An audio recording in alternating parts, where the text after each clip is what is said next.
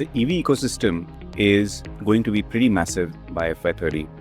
A lot of us don't know it, but the overall opportunity will be about close to about $250 billion in terms of the revenue pool, which is, if you think about it, massive. That's a very high penetration in the overall mobility ecosystem, which will be close to about $800-900 billion.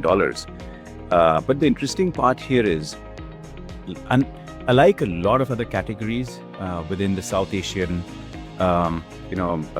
subcontinent and India, of course, specifically, services creates the most important value for organizations, which basically means that even in the whole electric mobility ecosystem, the profit pool is going to be governed by the whole services ecosystem.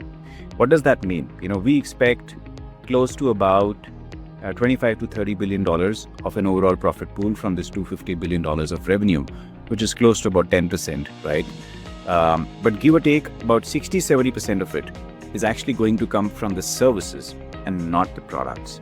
So, unlike a lot of other categories, the two-wheelers, four-wheelers, commercial vehicles will, of course, create and fuel the ecosystem, but value is going to be created, in the services layer, which we've seen happens, in a lot of other categories.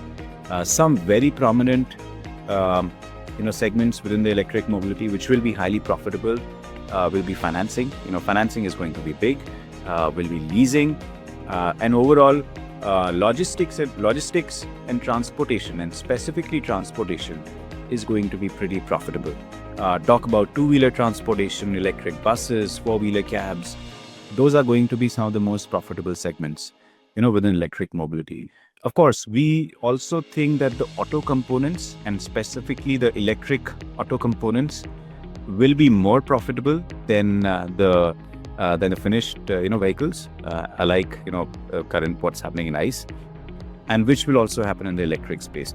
Also, you need to understand that there are a lot of enabler ecosystems within electric mobility. So, for example, charging and swapping, extremely will be a very positive return on capital employed play. Other areas like leasing, I told you about.